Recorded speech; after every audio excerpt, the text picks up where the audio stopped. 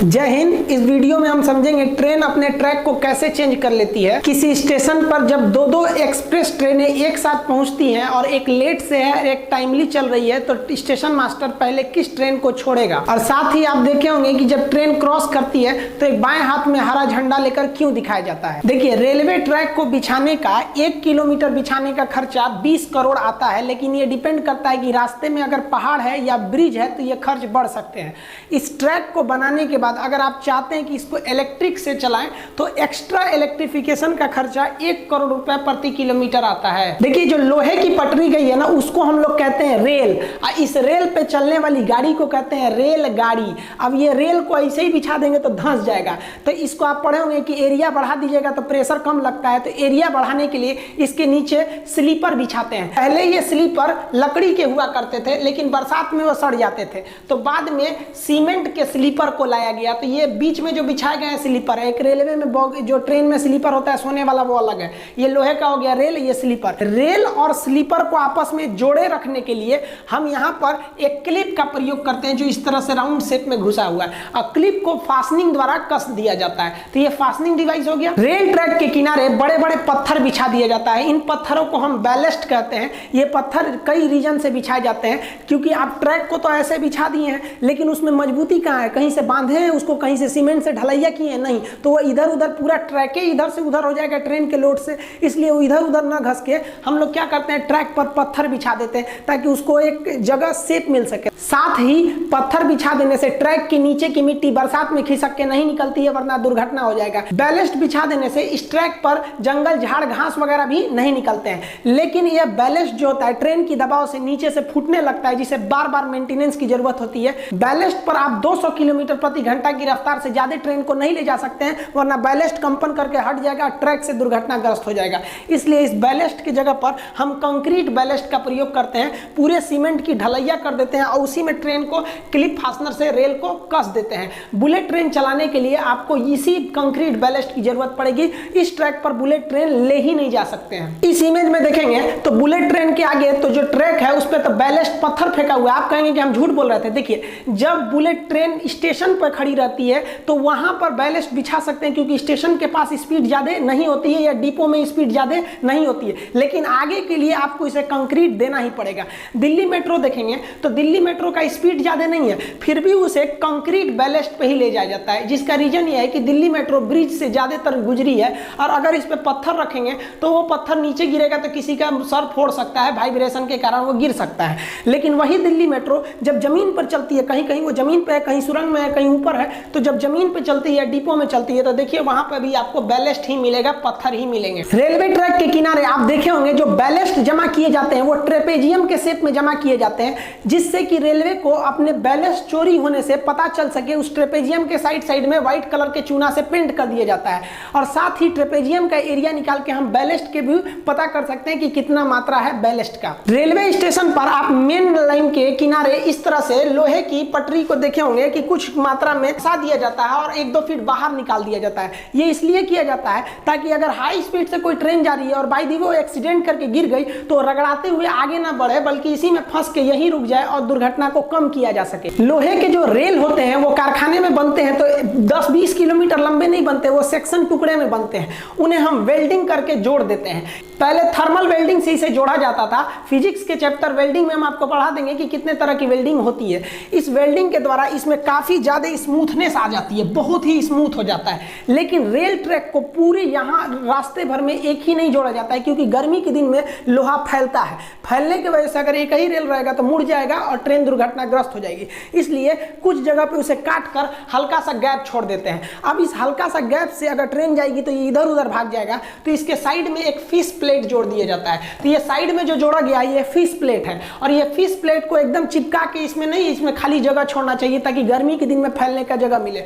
देखिए, ठंडी के दिन में सिकुड़ गया, गर्मी के दिन में देखिए एकदम चिपक गया है। यहाँ भी ये साइड में फिश प्लेट लगा हुआ है, तो जो 1-1.5 फीट का लगा है ये क्या है, फिश प्लेट है। इसमें खाली जगह दिया जाता है। आप फिजिक्स में पढ़े होंगे थर्मल एक्सपेंशन, और थर्मल एक्सपेंशन में जो सीधे बढ़ता है उसे लीनियर एक्सपेंशन या रेखीय प्रसार कहते हैं। आप रेलवे ट्रैक पर इस तरह जालीनुमा आकृति देखे होंगे, इसे हम लोग रेल प्रोटेक्शन वार्निंग सिस्टम यानी TPWS कहते हैं। ये क्या करता है, ये सिग्नल से पहले लगाया गया रहता है ताकि ये ट्रेन के स्पीड को रोक सके। जैसे मान लीजिए आगे सिग्नल येलो है, येलो में आपको 30 के स्पीड में जाना है और आपकी स्पीड 70 का है, तो तुरंत ये क्या करेगा सेंसर, लोकोमोटिव इंजन में मैसेज कर देगा, वो ब्रेक अप्लाई करके स्पीड को धीमा कर देगा। या मान लीजिए आगे का सिग्नल रेड है और इधर कोई 90 की स्पीड में ट्रेन लेके गया, तो समझ जाएगा सोच रहा है इतना तेज लेके जा रहा है, ठोक देगा आगे जाके, रोक दो इसको, तुरंत मैसेज कर देगा कि जो आगे सिग्नल रेड है, तो ब्रेक अप्लाई करके ट्रेन को रोके देगा। वहां पर रेल ट्रैक के किनारे आप इस तरह से सफेद पत्थर देखेंगे, इस पे कुछ अंक लिखा रहता है। जैसा मान लीजिए यहाँ लिख दिए 781/7। ये क्यों लिखा रहता है, ये ड्राइवर के लिए लिखा रहता है कि अगर ड्राइवर ट्रेन को लेके जा रहा है और उसे ट्रैक में कोई गड़बड़ी दिखाई देती है, तो उसे गांव शहर का पता नहीं रहता है कि कहां से गुजर रहे हैं, तो वो तुरंत इसी नंबर को देख के इन्फॉर्म करता है कि 781/7 के पास हमने एक गड़बड़ी देखा था, आप उसको तुरंत ठीक कीजिए। वरना ड्राइवर को क्या पता है कि किस गांव से निकला है वो। साथ ही इस पत्थर को थोड़ी दूरी पर लगाया जाता है ट्रैक के, ताकि इससे ये भी पता चल जाए कि कहां तक रेलवे की जमीन है। इस पत्थर के अंदर का जमीन रेलवे का, बाहर की जमीन वह गांव की जिसकी जमीन है उसकी हो जाती है। देखिए रेलवे में जो हम एक शहर से दूसरे शहर जाते हैं वो मेन लाइन के थ्रू जाते हैं, ये मेन लाइन सीधे गई रहती है। लेकिन जब स्टेशन पे ट्रेन आती है तो ये कई सारे लूप लाइन के थ्रू आती है। इस लूप लाइन पे हम आराम से चढ़ सकें इसलिए इसके किनारे प्लेटफॉर्म बना दिए जाते हैं। तो मेन लाइन से जहां लूप लाइन चालू होता है उसे हम कहते हैं स्टेशन सेक्शन, यहाँ की जिम्मेदारी स्टेशन मास्टर की होती है। इसके बाहर जब मेन लाइन चला जाता है उसे कहते हैं ब्लॉक सेक्शन। उसके ट्रेन किधर गई ये स्टेशन मास्टर को नहीं पता है, ये कंट्रोलर को पता होता है। कंट्रोलर ट्रेन को ले आता है ब्लॉक सेक्शन से मेन लाइन के थ्रू और यहाँ पर स्टेशन मास्टर को हैंडओवर कर देता है कि तुम अपने हिसाब से प्लेटफॉर्म देखो कौन सा लूप लाइन खाली है और वहां ट्रेन को ले लो। तब स्टेशन मास्टर पॉइंट मशीन द्वारा इसके ट्रैक को चेंज करता है, कैसे पटरी चेंज करता है उसे अपने प्लेटफॉर्म पर लेता है। देखिए यहाँ लूप लाइन में एक खतरा हो सकता है। मान लिया कि ये मेन लाइन है, इस मेन लाइन से कोई ट्रेन आई है और इधर लूप लाइन में गई, लूप लाइन में गई और ये जो इसका ड्राइवर है ये पहले ही रोक दिया थोड़ा आगे अपने हिसाब से कि भैया हम रोक दिए, और ये ट्रेन लंबी होने की वजह से इसका पिछला हिस्सा अभी मेन लाइन पर ही है। अब आप बताइए इसका पिछला हिस्सा मेन लाइन पर है और आगे से कोई ट्रेन आ रही है, स्टेशन मास्टर उसको कहा कि भाई तुम्हारा स्टॉपेज यहाँ नहीं है, तुम सुपर फास्ट हो निकलो यहाँ से, तो ये यहाँ से आएगी या धड़ाक से इसके पिछला हिस्सा को मार के तोड़ के निकल जाएगी। तो इसको जरूरी है कि कोई भी ट्रेन प्रॉपरली लूप लाइन के अंदर घुस के स्टेशन सेक्शन पे खड़ी रहे, न कि मेन लाइन पे खड़ी रहे। तो इसकी पहचान कैसे किया जाएगा, तो गार्ड इसकी पहचान करता है। गार्ड को कैसे पता चलेगा कि हाँ भैया हम प्रॉपर स्टेशन पे घुस चुके हैं, तो इसके लिए वहां एक FM लिखा रहता है जिसे हम कहते हैं फॉलिंग मार्क। आप देखे होंगे ट्रेन के ट्रैक के किनारे, तो जो गार्ड का डिब्बा है वो इस FM के अंदर रहना चाहिए। अगर इस FM के बाहर है तो समझ जाइए वो ससुरा लूप सेक्शन पे नहीं है, वो मेन लाइन पे है, कोई ना आगे पीछे आके इनको थूर के चल जाएगा। कभी कभी आप देखे होंगे कि ड्राइवर जो होता है ना ट्रेन का, वो पहले ही ब्रेक लगा देता है और गार्ड से कहता है चेक करिए तो क्या है, तो गार्ड देखता है FM किधर है, देखता है अरे ससुरा FM तो अभी अगवे है, कहते हैं आगे ले आगे ले आगे ले, अभी ठोक देगा कोनो पीछे से ले आके। तो ड्राइवर जो होता है ना फिर ट्रेन को थोड़ा दूर चला के रोक देता है, तो प्लेटफॉर्म के लोग घबरा जाते हैं, ये माई चला दिलो रे, अरे भाई वो अभी एडजस्ट कर रहा है। आप एक चीज गौर किए होंगे, ट्रेन में रिजर्वेशन का इतना मारामारी होता है, इतना भीड़ भाड़ होता है, सोचो ट्रेनों को लंबा काहे नहीं बनाता है, कम में डिब्बा क्यों जोड़ता है। और आप देखे होंगे मालगाड़ी में ज़्यादा डिब्बा होता है और सवारी गाड़ी में कम डिब्बा होता है, ऐसा नहीं होता है। देखिए डिब्बे का जो संख्या होता है ये डिपेंड करता है लूप लाइन कितना बड़ा है। जैसे यहाँ में ट्रैक बना दिए हैं, ये जो है ये आपका मेन लाइन है, मेन लाइन के बाद अब ट्रेन पे जो खड़ी होगी ये लूप लाइन पे खड़ी होगी, लूप लाइन पे ही बना रहता है प्लेटफॉर्म। जो लूप लाइन होता है इंडिया का वो 650 मीटर का होता है, यहाँ हम लिख दिए हैं लूप लाइन कहिए या प्लेटफॉर्म कहिए, वो 650 मीटर का होता है। यानी आपकी ट्रेन 650 मीटर से लंबी नहीं होनी चाहिए। अब यहाँ समझिए ट्रेन की संख्या कैसे डिसाइड करेंगे, डिब्बों की संख्या। जो लाल वाली LHB कोच होती है वो 24 मीटर की होती है, हालांकि इसमें दशमलव में वैल्यू होता है, हम दशमलव पे नहीं जा रहे हैं, 24 मीटर की होती है। अब बताइए 24 से भाग दीजिए 650 में, और उसके बाद भी उसमें एक इंजन जोड़ना रहता है, उसकी भी संख्या को भी आपको मायने रखना है। तो LHB कितना जोड़ते हैं, 23 ठो। और अगर आप नीले वाले ICF की तुलना करेंगे तो ICF की जो लंबाई होती है वो 22 समथिंग मीटर होती है, हम 22 मीटर लिखते हैं। अब इस 22 मीटर से आप भाग देंगे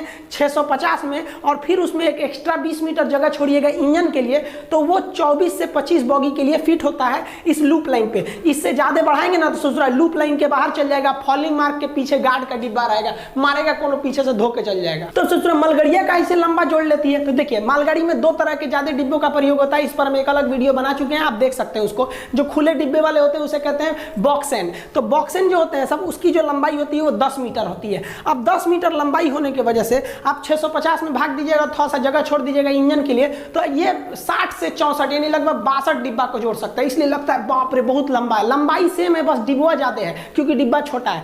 और ये कवर वाला देखेंगे BCN को, तो BCN की लंबाई थोड़ी ज्यादा होती है 15 मीटर, तो इसको भाग दीजिएगा आप 650 में, तो ये लगभग 42 तक में ये सूटेबल बैठता है क्योंकि इंजन को भी रखना है, तो ये 42 डिब्बा जोड़ सकता है। तो देखिए मालगाड़ी लंबी नहीं होती है, मतलब उसके डिब्बे छोटे होने की वजह से वो लंबी दिखती है। आप कहिएगा सर तब क्या जरूरत है हमको इतना ट्रेन बढ़ाने की, क्यों ना हम सबका लूप लाइन में बढ़ा दें। अब लूप लाइन बढ़ाइएगा ना तो पूरे हिंदुस्तान के स्टेशन को तोड़ना पड़ेगा और उनके लूप लाइन को बढ़ाना पड़ेगा, फिर प्लेटफॉर्म बढ़ाना पड़ेगा। इसलिए रेलवे कहती है कि इससे अच्छा है क्या है कि भैया ट्रेनें की संख्या बढ़ा देते हैं। अब आप कहेंगे कि सर रेलवे का खड़गपुर स्टेशन, सोनपुर स्टेशन, अभी गोरखपुर रेलवे स्टेशन का ये लूप लाइन इतना बड़ा क्यों है। देखिए रेलवे स्टेशन जो बनाए जाते हैं वो उस समय की परिस्थिति के हिसाब से बनाए जाते हैं। गोरखपुर के इस साइड में प्लेटफॉर्म बढ़ाने का जगह नहीं है, ना इस साइड में, सामने जगह है, तो वो क्या किया गया ना, इस लूप लाइन को ही बहुत ही लंबा कर दिया गया है एक ही ट्रैक को, और उस पर 3 प्लेटफॉर्म बना दिया गया है, platform number 1, platform number 2, platform number 2A।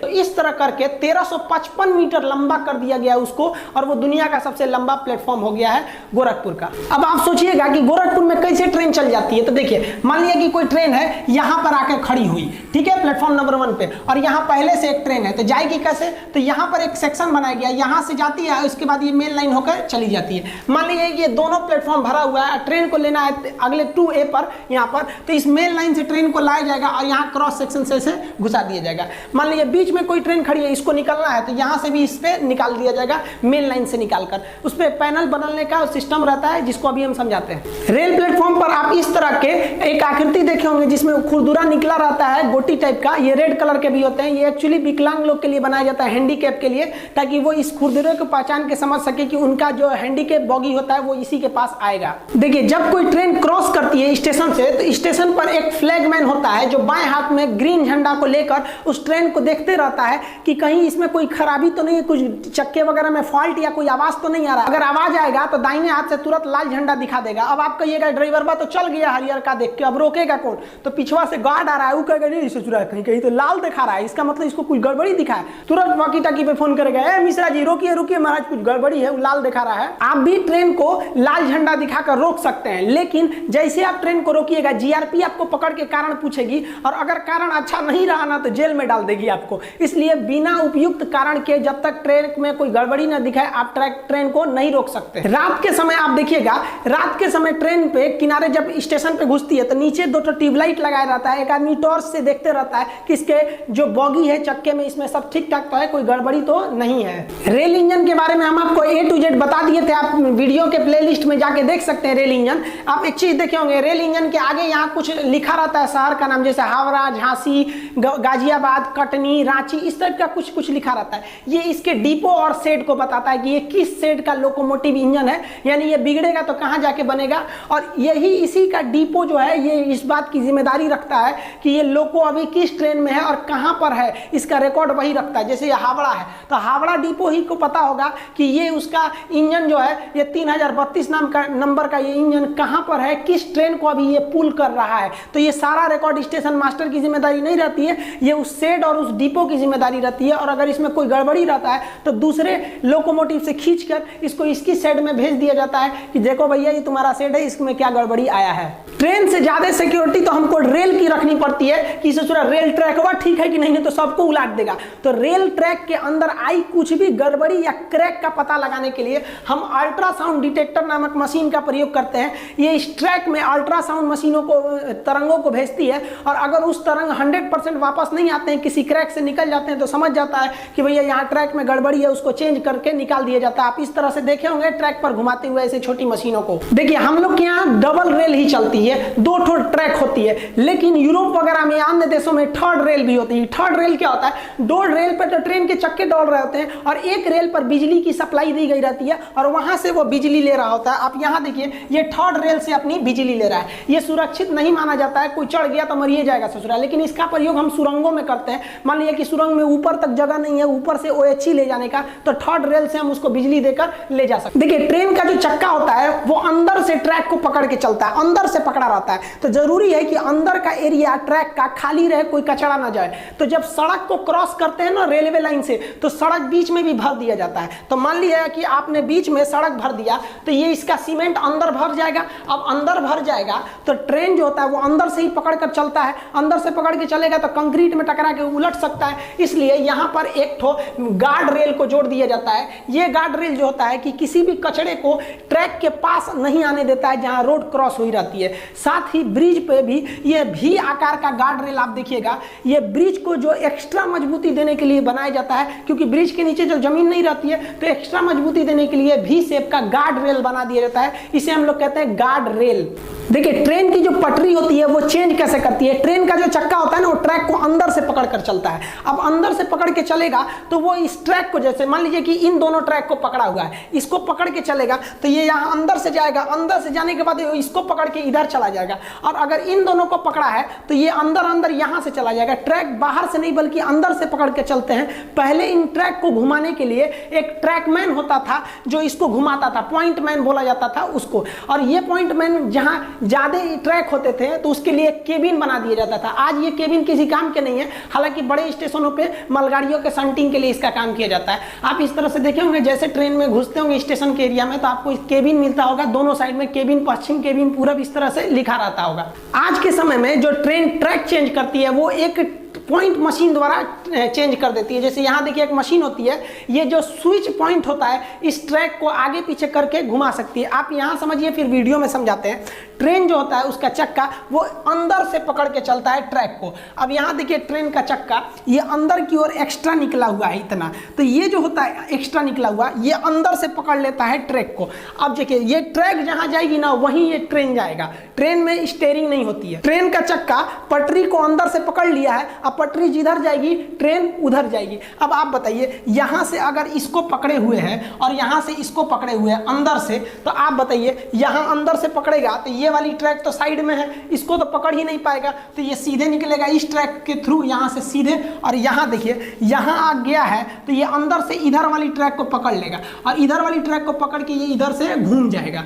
समझ में आया? लेकिन अगर वही हिस्सा अगर हम कहेंगे इसमें कि अगर हम इसका पॉइंट चेंज कर दे, इसको उधर सटा दें, तो ये वाला इधर से हट जाएगा तो ये इधर चला जाएगा और ये वाला इस ट्रैक पर आ जाएगा। देखिए ट्रेन में जब एक सिंगल लाइन होता है, मेन लाइन डबल ना होके एक ही सिंगल लाइन होता है, तो प्लेटफॉर्म से जब ट्रेन को छोड़ा जाता है तो बीच में एक ही ट्रेन को छोड़ सकते हैं, क्योंकि बीच में डबल रास्ते नहीं है आने जाने के लिए। तो ऐसी स्थिति में ट्रेन को क्रॉसिंग कराया जाता था। जैसे मान लीजिए आगे से कोई ट्रेन छोड़ दिया है तो किसी ट्रेन को आप स्टेशन पर रोक के रखिए जब तक कि वो आगे से क्रॉस न कर जाए, तो इसे क्रॉसिंग कहते हैं, टेक्निकल भाषा में एग्जिंग कहते हैं। जैसे यहाँ देखिए ये ट्रेन खड़ी है, यहाँ पर इसको रोक के रखा गया जब तक कि ये मेन लाइन से ये वाली ट्रेन आगे से क्रॉस न कर जाए। जब किसी ट्रेन को प्लेटफॉर्म पर खड़ा कराकर सिंगल लाइन के होने की वजह से आगे से क्रॉस करा दिया जाता है, उसके बाद इसको भेजते हैं, तो इसे हम लोग एग्जिंग या क्रॉसिंग कहते हैं। टेक्निकल भाषा में एग्जिंग हम लोग कहते हैं क्रॉसिंग। लेकिन आज के समय में डबल लाइन है, आने वाला रास्ता अलग है, जाने वाला रास्ता अलग है। तो कोई ट्रेन सामने से आ रही है तो उसके लिए कोई रुकता ही नहीं है, बाई वाली ट्रैक से चला जाएगा इधर वाला, उधर से आ जाएगा वो। तो डबल ट्रैक होने से क्रॉसिंग होती ही नहीं है, डबल ट्रैक होने से प्रेसीडिंग होने लगती है। कैसे कि मान लीजिए कोई ट्रेन आ गई, अब दोनों ट्रेनें एक साथ प्लेटफॉर्म पर आई हैं, अब स्टेशन मास्टर किसको छोड़ेगा? तो मान लीजिए एक पैसेंजर है, एक सुपर फास्ट है, तो पहले सुपर फास्ट को छोड़ देगा। सुपर फास्ट को ज्यादा वैल्यू दिया गया, तो किसी चीज को ज्यादा वैल्यू देना प्रोसीडिंग कहलाता है। तो इसको क्या कहते हैं? प्रोसीडिंग। मतलब एक कम वैल्यू की ट्रेन को रोककर एक ज्यादा वैल्यू की ट्रेन को पीछे से क्रॉस करा दीजिए, तो इसे प्रेसीडिंग कहते हैं। लेकिन क्या होगा जब सेम कैटेगरी की ट्रेन, जैसे मान लीजिए दो सुपर फास्ट एक साथ पहुंच जाए, अब इसमें किसको प्रेसीडिंग दीजिएगा भैया? कौन जाएगा पहले? तो इसमें जरूर कोई ना कोई लेट होगी। तो इंडियन रेलवे का हिसाब है कि लेट ट्रेनों का हिसाब रखना है कि किस स्टेशन पे कितना मिनट लेट हुई। अब मान लीजिए एक ट्रेन आई है वो भी सुपर फास्ट है, दूसरी वो भी सुपर फास्ट, लेकिन एक लेट है, तो उस ससुरा का चार्ट अपने बनिए रहा है कि कहां कहां लेट हुई है। अब उसके चक्कर में दूसरों को लेट करिएगा तो इसका भी लिस्ट बनाना पड़ेगा। इसलिए अगर सेम टाइम पे पहुंच गई है या फिर जो लेट है वो पहले पहुंची है और जो टाइम से है वो बाद में आई है, तो क्या करेंगे, जो टाइम से आई है उसको क्या कर देंगे, प्रेसीडिंग कर देंगे, निकाल देंगे। भैया तुम निकल पहले, क्योंकि तुम्हारा हिसाब किताब नहीं हो रहा है, तुम टाइम से है, आई बकलो लेट हो गया, तू बाद में निकलियो। आई होप आप समझ गए होंगे ट्रैक के बारे में। किसी अन्य वीडियो में रेलवे में प्रयोग होने वाले जितने भी साइन बोर्ड है और सिग्नल का मतलब क्या होता है, डबल येलो पे स्पीड कितनी रहेगी, सिंगल येलो पे क्या होगा, ब्लू कलर के सिग्नल का मतलब क्या होता है, तो सिग्नली सिस्टम का प्रयोग बता देंगे। और कभी कभी आप देखे होंगे कि ट्रेन बिना मतलब है प्लेटफॉर्म पे 1 घंटा रोक देता है या बीच में रोक देता है, इस सब का मतलब क्या होता है, इसको कभी नेक्स्ट वीडियो में समझा देंगे। तब तक के लिए जय।